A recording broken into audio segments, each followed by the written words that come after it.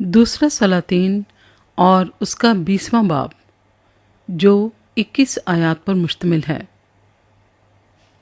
حزقیہ بادشاہ کی بیماری اور صحت یابی۔ انہی دنوں میں حزقیہ ایسا بیمار پڑا کہ مرنے کے قریب ہو گیا۔ تب یسایہ نبی آموس کے بیٹے نے اس کے پاس آ کر اس سے کہا، خداوند یوں فرماتا ہے کہ تو اپنے گھر کا انتظام کر دے، کیونکہ تو مر جائے گا اور بچنے کا نہیں۔ تب اس نے اپنا منہ دیوار کی طرف کر کے خداوند سے یہ دعا کی کہ آئے خداوند، میں تیری منت کرتا ہوں، یاد فرما کہ میں تیرے حضور سچائی اور پورے دل سے چلتا رہا ہوں، اور جو تیری نظر میں بھلا ہے وہی کیا ہے۔ اور حزقیہ زار زار رویا۔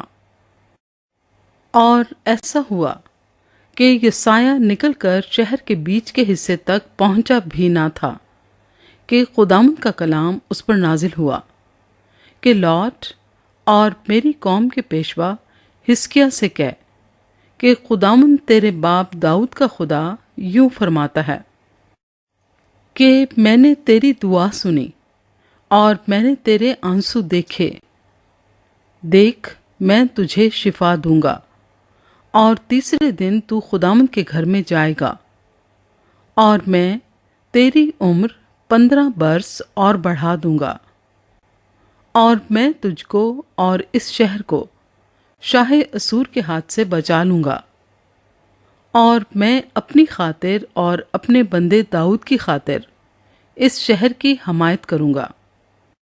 اور یسایہ نے کہا، انجیروں کی ٹکیاں لو۔ سو انہوں نے اسے لے کر پھوڑے پر باندھا، تب وہ اچھا ہو گیا۔ اور حزقیہ نے یسایہ سے پوچھا، اس کا کیا نشان ہوگا کہ خداوند مجھے صحت بخشے گا اور میں تیسرے دن خداوند کے گھر میں جاؤں گا؟ یسایہ نے جواب دیا کہ اس بات کا کہ خداوند نے جس کام کو کہا ہے اسے وہ کرے گا۔ خداوند کی طرف سے تیرے لیے نشان یہ ہوگا کہ سایہ یا 10 درجے آگے کو جائے یا 10 درجے پیچھے کو لوٹے۔ اور حزقیہ نے جواب دیا، یہ تو چھوٹی بات ہے کہ سایہ 10 درجے آگے کو جائے، سو یوں نہیں بلکہ سایہ 10 درجے پیچھے کو لوٹے۔ تب یسایہ نبی نے خداوند سے دعا کی، سو اس نے سائے کو آخس کی دھوپ گھڑی میں 10 درجے یعنی جتنا وہ ڈھل چکا تھا اتنا ہی پیچھے کو لوٹا دیا۔ بابل سے قاصدوں کی آمد۔ اس وقت شاہ بابل برودک بلادان بن بلادان نے حزقیہ کے پاس نامہ اور تحائف بھیجے، کیونکہ اس نے سنا تھا کہ حزقیہ بیمار ہو گیا تھا۔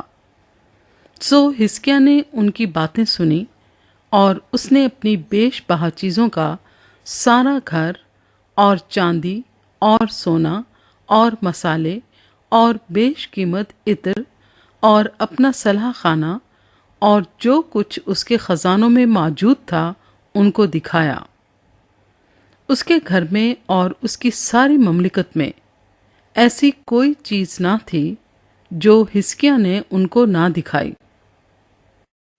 تب یسایہ نبی نے حزقیہ بادشاہ کے پاس آ کر اس سے کہا کہ یہ لوگ کیا کہتے تھے اور یہ تیرے پاس کہاں سے آئے؟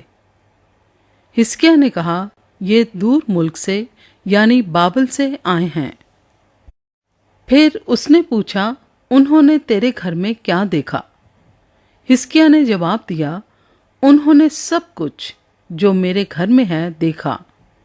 میرے خزانوں میں ایسی کوئی چیز نہیں جو میں نے ان کو نہ دکھائی ہو۔ تب یسایہ نے حزقیہ سے کہا، خداوند کا کلام سن لے۔ دیکھ، وہ دن آتے ہیں کہ سب کچھ جو تیرے گھر میں ہے اور جو کچھ تیرے باپ دادا نے آج کے دن تک جمع کر کے رکھا ہے بابل کو لے جائیں گے۔ خداوند فرماتا ہے کچھ بھی باقی نہ رہے گا، اور وہ تیرے بیٹوں میں سے جو تجھ سے پیدا ہوں گے اور جن کا باپ تو ہی ہوگا لے جائیں گے، اور وہ شاہ بابل کے محل میں خواجہ سراں ہوں گے۔ حزقیہ نے یسایہ سے کہا، خداوند کا کلام جو تو نے کہا ہے بھلا ہے، اور اس نے یہ بھی کہا بھلا ہی ہوگا اگر میرے ایام میں امن و امان رہے۔ حزقیہ کے دور حکومت کا خاتمہ۔ اور حزقیہ کے باقی کام اور اس کی ساری قوت، اور کیوں کر اس نے تالاب اور نالی بنا کر شہر میں پانی پہنچایا، سو کیا وہ شاہان یہودا کی تواریخ کی کتاب میں قلم بند نہیں؟